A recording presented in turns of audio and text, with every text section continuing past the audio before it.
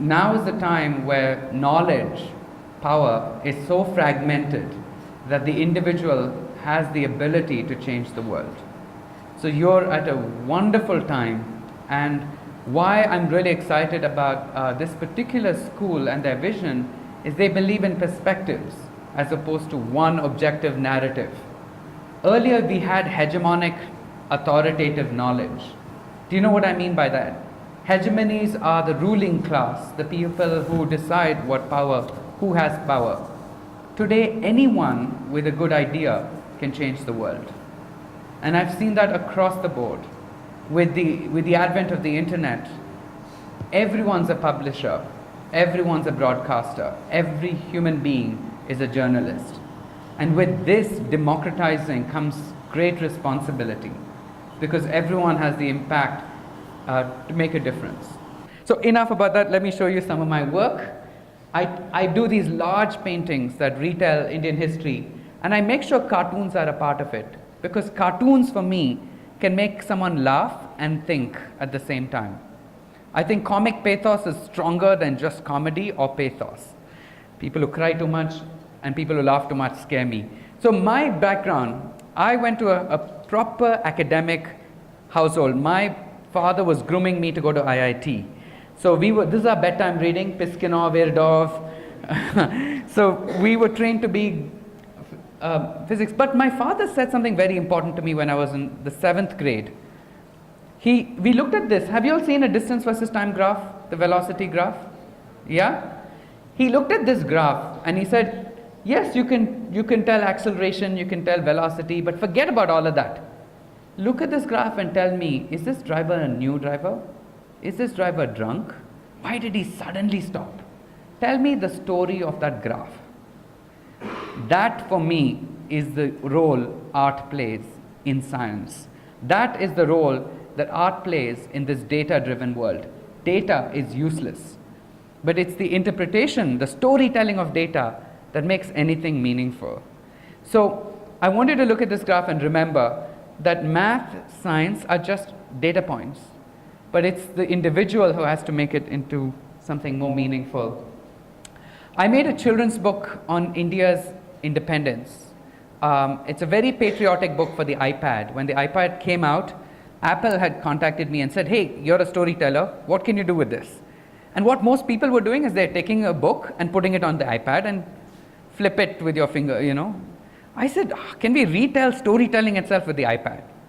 So before it even came out, I built this book, India's Independence. You shake it and you get Pakistan's perspective. Shake it and you get the British perspective. And the idea was to deconstruct any narrative and present perspectives. But of course it didn't launch because I wouldn't be alive, I wouldn't be here, because people are so sensitive about their narrative. And so it's your responsibility to bring perspectives onto media, onto the world stage. I've had an opportunity to work with some of the greatest minds of our time. These are some of the people I've collaborated with. Al Gore. Of all the people I've worked with, the person on the top left was the most special. His name is Benoit Mandelbrot. Has anyone here heard of him? Okay. Benoit Mandelbrot is a Nobel laureate, considered the Pythagoras of our time. He created the fractal. If you've heard of the word fractal, he mathematized life. He gave a math formula for organic life. And therefore, he said art and science are actually related. For me, he died, not because he met me, but soon after he met me. But it was very special to have met him. The other collaboration that was very special with the musician Paul Simon. But why, how could I, an uneducated, silly fellow, have the guts to work with, you know, never mind. Maybe I can just open it again and it'll be fine? Almost. So what gave me the guts to go up to the greatest minds in the world? And I think it is A, curiosity, because I'm genuinely curious. You put me in front of anybody, I'll talk to the person next to me. And as a journalist, that's your job, to make everyone curious. You know, the greatest education is not one that fills every hole. but creates just the right number of holes so it makes us curious. So if you write a piece, your job is to make them go and Google the hell out of whatever you introduce them to. Not to give them all the facts, but make it just interesting enough to make them invest in any topic. Here's a video to show you how I think a little differently. I'm a little crazy. Sorry? No audio, I don't need audio. So when I was learning physics, right? You know the timeline? Timeline is, this is the past, that's the future. You're born here, you die there, okay? And you go through life. When I saw that, I said, something's wrong. That doesn't look right. Because at the end of the day, we don't travel time. We are always constant. We are the origin, and time travels through us. We don't change. We're not traveling time. Time travels through us. So I actually started rewriting the way textbooks look at time.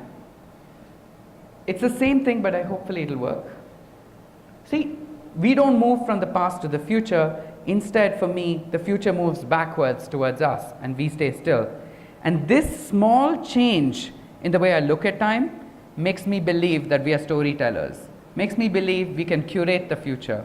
If the future is coming towards us, we can almost be and create that future, as opposed to believing that we are following some trajectory that we have no control over.